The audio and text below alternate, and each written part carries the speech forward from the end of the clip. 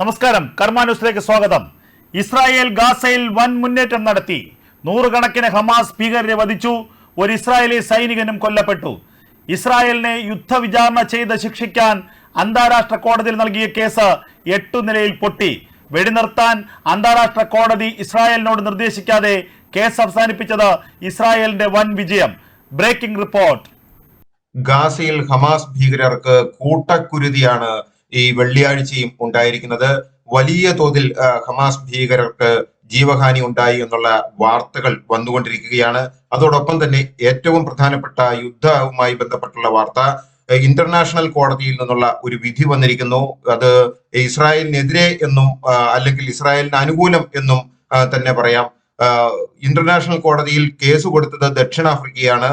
വെടിനിർത്താനും ഇസ്രായേലിനെതിരായിട്ടുള്ള നടപടികൾക്കും യുദ്ധക്കുറ്റത്തിന് വിചാരണ ചെയ്യണം എന്നൊക്കെ ആവശ്യപ്പെട്ടാണ് ദക്ഷിണാഫ്രിക്ക കേസ് കൊടുത്തത്. പക്ഷെ ഇതൊന്നുമല്ല വിധി വന്നപ്പോൾ അന്തർദേശീയ കോടതി പറഞ്ഞത് ഗാസയിൽ നടത്തുന്ന കുരുതികൾ അവസാനിപ്പിക്കണം, കൊലപാതകങ്ങൾ അവസാനിപ്പിക്കണം എന്നാണ്. അത് വംശഹത്യ എന്ന് എടുത്തു പറഞ്ഞിട്ടില്ല.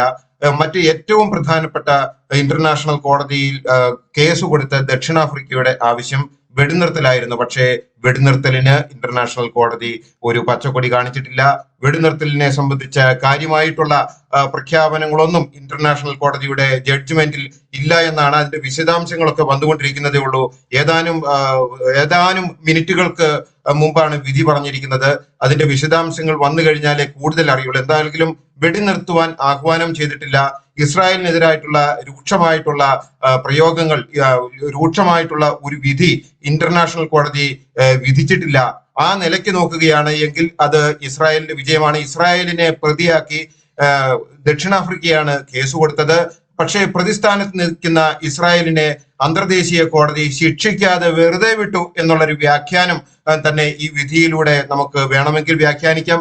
വിശദമായിട്ടുള്ള റിപ്പോർട്ട് വന്നതിന് ശേഷം അതിനെക്കുറിച്ചുള്ള വിശകലനങ്ങളിലേക്ക് പോകാം. ഇപ്പോൾ ഗാസയിൽ കൂട്ടക്കുരുതിയാണ് ഹമാസിന്.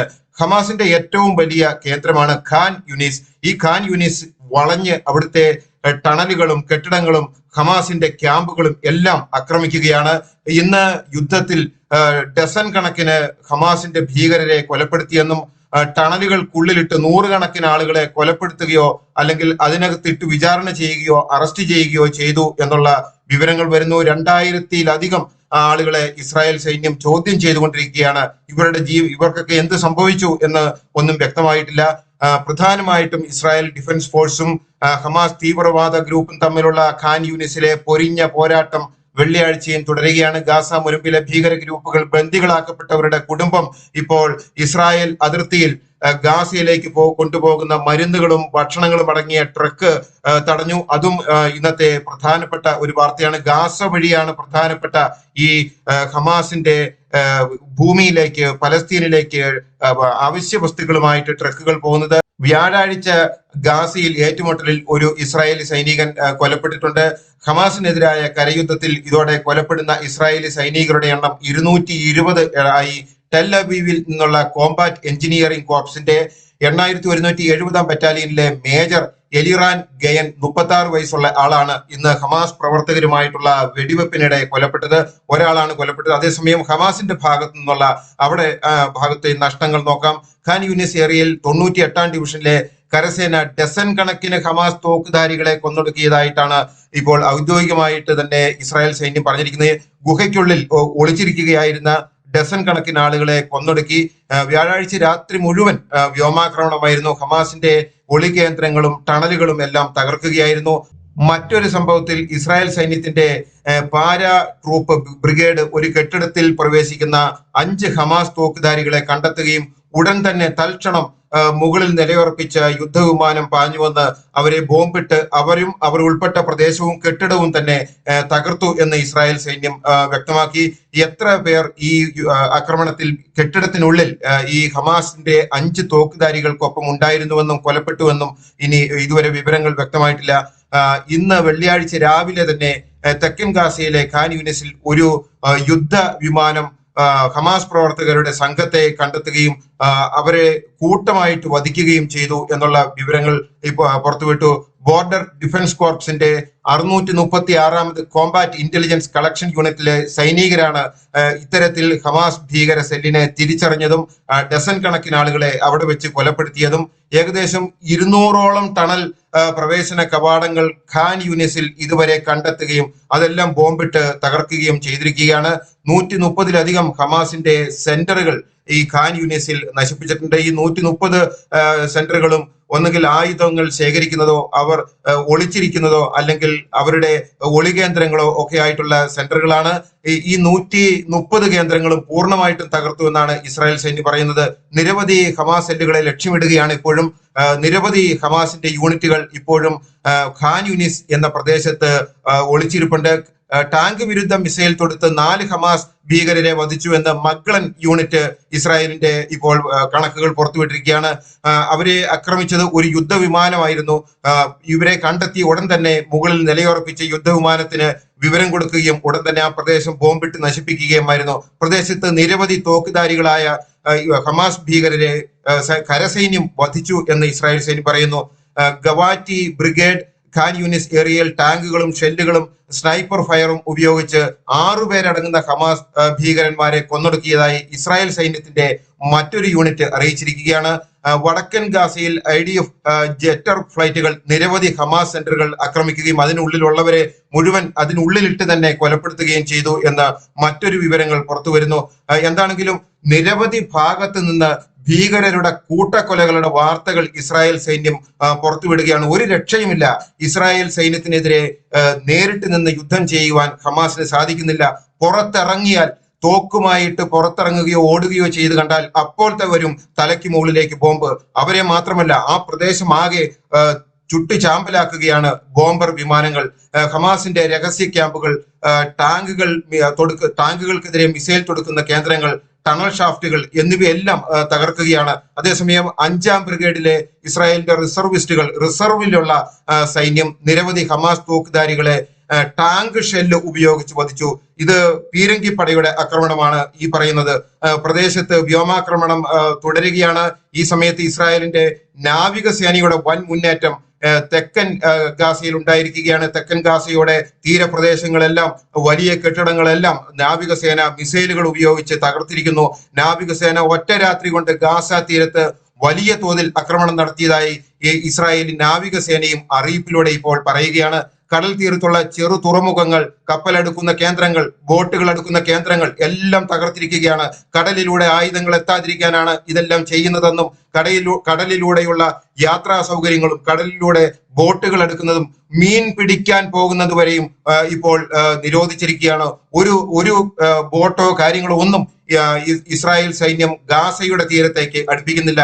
കരയിലും കടലിലും കാവൽ, വളരെ ശക്തമായ ഈ കാവലിൽ എങ്ങനെയാണ് ഇനി ഹമാസിന് ഗാസയിൽ ആയുധങ്ങൾ എത്തുന്നതെന്ന് വളരെ കൗതുകത്തോടും വളരെ ഗൗരവത്തോടും കൂടി ഇസ്രായേൽ കടലിൽ നിന്നും കരയിൽ നിന്നും വീക്ഷിക്കുകയാണ്.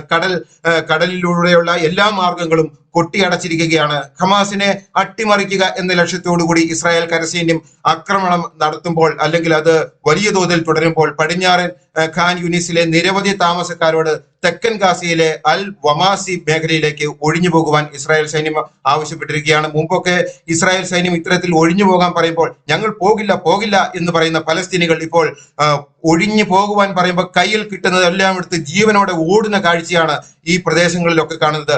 മുമ്പ് ഇവിടെ കിടന്ന് മരിക്കും, ഞങ്ങൾ ഗാസയിൽ പലസ്തീനികളാണ്, ഞങ്ങൾക്ക് പിറന്ന മണ്ണിൽ ജനിച്ചിട്ടുണ്ടെങ്കിൽ ഇവിടെ കിടന്ന് മരിക്കുമെന്നൊക്കെ വീമ്പിളക്കിയ ആൾക്കാരൊക്കെ ഇപ്പോൾ പേടിച്ച് ഒരു നിർദ്ദേശം കിട്ടിയാൽ ഉടൻ തന്നെ സൈന്യം എങ്ങോട്ടാണോ ഓടുവാൻ പറയുന്നത് അങ്ങോട്ട് ഓടി മാറുകയാണ്. കാരണം അല്ലെങ്കിൽ ഇസ്രായേൽ സൈന്യത്തിന്റെ ബോംബുകൾക്കും ബുള്ളറ്റുകൾക്കും ഇരയാകുമെന്നും അവിടെ താമസിക്കുന്നവർ ഹമാസിന്റെ ഭീകര സംഘടനയ്ക്കൊപ്പം എണ്ണപ്പെടുമെന്നും അവർക്കൊപ്പം മരിച്ചു വീഴുമെന്നും ഇതിനു മുമ്പുള്ള തെളിവുകൾ അല്ലെങ്കിൽ ഇതിനു മുമ്പുള്ള ചരിത്രം സാക്ഷിയാണ്, അനുഭവങ്ങൾ സാക്ഷിയാണ്. നിരവധി സാധാരണക്കാർ ഇത്തരത്തിൽ മുമ്പ് കൊല്ലപ്പെട്ടിരുന്നു. ഇസ്രായേൽ സൈന്യത്തിന്റെ ഓപ്പറേഷൻ ഇപ്പോൾ ഗ്രാമവാസികൾ സഹകരിക്കുന്നതിനാലാണ് സിവിലിയന്മാരുടെ ആൾനാശം കുറയുന്നത്. ഇസ്രായേൽ സൈന്യത്തിന്റെ അറബി ഭാഷാ വക്താവ് ലഫ്റ്റനന്റ് കേണൽ അവിചായ് അദ്രായി ആണ് ഇപ്പോൾ ഈ പ്രഖ്യാപനം നടത്തിയിരിക്കുന്നത്. ഒഴിഞ്ഞു പോകേണ്ട സോണുകളുടെ ഭൂപടം പ്രസിദ്ധീകരിച്ചു. അതിൽ അൽ ജസാർ, അൽ അമൽ തുടങ്ങിയ പ്രദേശങ്ങൾ ഉണ്ട്. ഖാൻ യൂനിസിലെ അഭയാർത്ഥി ക്യാമ്പ്, സിറ്റി സെന്റർ എന്നീ പ്രദേശങ്ങളിൽ നിന്നുള്ള ആളുകളോടെല്ലാം ഇപ്പോൾ ഒഴിഞ്ഞു പോകുവാൻ പറഞ്ഞിരിക്കുകയാണ്. വലിയ തോതിലുള്ള കൂട്ടപ്പൊരിച്ചിലുകളും കൂട്ടപ്പടക്കം പൊട്ടലുകളും ഒക്കെയാണ് ഇസ്രായേൽ ഈ പ്രദേശത്ത് ആസൂത്രണം ചെയ്യുന്നത് എന്ന് തന്നെ വ്യക്തമാക്കാം. വെറുതെ ഒഴിയുവാൻ പറയുകയില്ല. വലിയ തോതിലുള്ള ഒരു തകർച്ച ഖാൻ യൂനിസിന്റെ ഈ മേഖലകളിലൊക്കെ ഇസ്രായേൽ പ്ലാൻ ചെയ്യുന്നു. അതുകൊണ്ട് തന്നെയാണ് ഇപ്പോൾ ഒരു മുന്നറിയിപ്പ് കൊടുത്തിരിക്കുന്നത്. ഇതിനിടയിൽ ഇസ്രായേൽ അതിർത്തിയിൽ ടോൾ വഴി ഗാസയിലേക്ക് ആഹാരവും മരുന്നും എത്തിക്കുന്ന ട്രക്കുകൾ മുമ്പ് പറഞ്ഞതുപോലെ ഇസ്രായേലിക്കാർ തടഞ്ഞു. ഒക്ടോബർ 7-ന് ഹമാസ് തട്ടിക്കൊണ്ടുപോയ തീവ്രവാദികളെ മോചിപ്പിക്കുന്നത് വരെ ഗാസയിലേക്ക് ഒരു തുള്ളി വെള്ളം പോലും ഞങ്ങളുടെ ഈ ഭൂമിയിൽ നിന്നും ഈ ഗേറ്റ് വഴി കടത്തിവിടുകയില്ല എന്നാണ് പ്രതിഷേധക്കാർ പറഞ്ഞത്. വെള്ളിയാഴ്ച പകൽ മുഴുവനും ഇസ്രായേലിന്റെ കരേം ഷാലോം അതിർത്തിയിലെ ക്രോസിംഗിൽ പ്രകടനം നടത്തുകയായിരുന്നു. അവിടെ ട്രക്കുകൾ തടഞ്ഞിട്ടു. നമ്മളൊന്ന് ഓർക്കണം, ഇത്രയും നാശമുണ്ടാക്കിയ ഇസ്രായേൽ ഗാസയ്ക്ക്, അതുപോലെ ഗാസയിൽ നിന്ന് ഇസ്രായേലിലേക്ക് വന്ന് ഇത്രയും നാശമുണ്ടാക്കിയ ഭീകരർക്ക് ഈ പ്രദേശത്തേക്ക് വെള്ളവും മരുന്നും ആഹാരവും ഒക്കെ ഇപ്പോൾ ഇസ്രായേലിന്റെ ഗേറ്റ് വഴിയാണ് കടന്നു പോകുന്നത്. അതാണ് ഇന്ന് തടഞ്ഞത്. ബന്ദികളായിട്ടുള്ളവരെ തിരിച്ചെത്തിക്കാതെ പച്ച വെള്ളം ഗാസയിലേക്ക് കൊടുക്കരുത് എന്ന് പറഞ്ഞാണ് ഇസ്രായേലികൾ അവിടെ ചെക്ക് പോസ്റ്റിൽ തടിച്ചുകൂടിയത്. ഒക്ടോബർ 7-ന്റെ യുദ്ധത്തിൽ 3000-ഓളം ഭീകരരാണ് അന്ന് കരയിലൂടെ കടന്നു വന്ന ഇസ്രായേലിലേക്ക് ആക്രമണം നടത്തുകയും 1200 ആളുകളെ കൊല്ലുകയും 250 പേരെ തട്ടിക്കൊണ്ടുപോവുകയും ചെയ്തു. അവിടെയാണ് ഈ യുദ്ധത്തിന്റെ തുടക്കം. ആ യുദ്ധത്തിൽ ഗാസ തകർന്ന് തരിപ്പണമായി. ഇതുപോലെ അഫ്ഗാൻ യുദ്ധത്തിൽ അമേരിക്ക പോലും അഫ്ഗാനിസ്ഥാനിൽ ഇത്രമാത്രം മാരകമായിട്ടുള്ള ഒരു നാശം ഏൽപ്പിച്ചിട്ടില്ല. വിയറ്റ്നാമിൽ ഏൽപ്പിച്ചിട്ടില്ല, ഇറാഖിൽ ഏൽപ്പിച്ചിട്ടില്ല. അമേരിക്കയ്ക്ക് പോലും ചെയ്യാൻ കഴിയാത്ത കാര്യങ്ങളാണ് കഴിഞ്ഞ 4 മാസം കൊണ്ട് ഇസ്രായേൽ ചെയ്തിരിക്കുന്നത്. 4 മാസം യുദ്ധം നീളുമ്പോൾ 26,000 പേർ ഗാസയിൽ കൊല്ലപ്പെട്ടു, 64,000 പേർക്ക് പരിക്കേറ്റു. തുരങ്കങ്ങളിൽ ഒളിച്ചിരുന്ന് കീഴടങ്ങുന്നവരുൾപ്പെടെ അവരുടെ കണക്കുകളൊന്നും പുറത്തില്ല. ഈ കഴിഞ്ഞ ദിവസം തന്നെ 100-ലധികം ഹമാസ് ഭീകരർ തുരങ്കത്തിൽ ഒളിച്ചിരിപ്പുണ്ടായിരുന്നു. ആ തുരങ്കങ്ങളെല്ലാം അതേപടി തകർത്ത് മണ്ണിനടിയിലേക്ക് മൂടുകയായിരുന്നു. അവരെ വധിക്കുകയോ പിടികൂടുകയോ ചെയ്തിട്ടുണ്ട് എന്ന് പ്രതിരോധ മന്ത്രി യോവ് ലാലന്റ് പറയുന്നു. ഇതൊന്നും നിലവിലെ കണക്കുകളിൽ ഉൾപ്പെടുന്നില്ല. ഗാസയിൽ നിന്നും ഏകദേശം 5000-ഓളം ഹമാസ് ബന്ധത്തിന്റെ പേരിൽ പലസ്തീനികളെ ഇസ്രായേൽ സൈന്യം പിടിച്ചുകൊണ്ടുപോയിട്ടുണ്ട്. ഹമാസ് കഷ്ടപ്പെട്ട് കുഴിച്ച എല്ലാ തുരങ്കങ്ങളും ഇപ്പോൾ അവർക്ക് തന്നെ പാരയായിരിക്കുകയാണ്. അവരുടെ ശവക്കുഴികളായി മാറിയിരിക്കുകയാണ്. ഒളിച്ചിരിക്കുന്ന ഈ തുരങ്കങ്ങൾ, ആ തുരങ്കങ്ങളിലിട്ട് തന്നെ അവരുടെ കബറുകളാക്കുകയാണ് യുദ്ധവിമാനങ്ങൾ. ഒരു തുരങ്കം പോലും ഹമാസിനെ ഈ യുദ്ധത്തിൽ രക്ഷിക്കുവാൻ സാധിച്ചിട്ടില്ല. എത്ര ബുദ്ധിമോശം, എത്ര മണ്ടത്തരങ്ങളാണ് ഇത്തരത്തിൽ തുരങ്കങ്ങൾ മാന്തി അതിനകത്ത് മാളത്തിനുള്ളിൽ ഒളിച്ചിരുന്നാൽ ഇസ്രായേലിനെ തോൽപ്പിക്കാമെന്ന ഒരു പൊട്ട ബുദ്ധി ഈ ഭീകരന്മാർക്ക് വന്നത്. ഈ തുരങ്കങ്ങളാണ് അവർക്ക് ഏറ്റവും കൂടുതൽ കൊലക്കളവും ഖബറുകളും അപകടവുമായത്. ഒരു തുരങ്കത്തിൽ നിന്ന് പോലും ഇസ്രായേൽ സൈന്യത്തിനെതിരായിട്ടുള്ള ആക്രമണം നടത്തുവാൻ സാധിച്ചിട്ടില്ല. കഷ്ടപ്പെട്ട് വർഷങ്ങളായിട്ട് അവർ അന്താരാഷ്ട്ര സമൂഹവും അതുപോലെ ഗാസയിലെ പാവങ്ങൾക്കും കുട്ടികൾക്കും കൊടുക്കുന്ന പണവും സ്കൂൾ വിദ്യാഭ്യാസം കൊടുക്കുന്ന പണവും എല്ലാം ഉപയോഗിച്ച് യുദ്ധസന്നാഹങ്ങൾ ഭൂമിക്കടിയിൽ ഒരുക്കിയിട്ട് ഒന്നും ഹമാസിനെ ഈ യുദ്ധത്തിൽ ഇസ്രായേലിനെതിരായിട്ടുള്ള നീക്കത്തിന് സഹായിക്കുവാൻ സാധിച്ചിട്ടില്ല എന്ന് തന്നെയാണ് വ്യക്തമാകുന്നത്. 10,000-കണക്കിന് ആളുകളെ ഇപ്പോൾ പലസ്തീനിൽ നിന്ന് കാണാതായിട്ടുണ്ട് എന്ന് പറയുന്നു. IDF-ന്റെ കണക്കനുസരിച്ച്, അതായത് ഇസ്രായേൽ സൈന്യത്തിന്റെ കണക്കനുസരിച്ച് മിലിറ്ററി ഇന്റലിജൻസ് ഡയറക്ടറേറ്റ് യൂണിറ്റ് 504 ഗാസയിൽ ഏകദേശം 2300 പലസ്തീനികളെ ചോദ്യം ചെയ്തു എന്നാണ് പറയുന്നത്. അത് തീവ്രവാദികൾ ആയതുകൊണ്ടാണ് അവരെ ചോദ്യം ചെയ്യുന്നത്. അവരെ എന്ത് ചെയ്തു എന്നൊന്നും ഇതുവരെ ഇസ്രായേൽ സൈന്യം പുറത്തുവിട്ടിട്ടില്ല. ന്യൂസ് ഡെസ്ക് കർമ്മ ന്യൂസ്.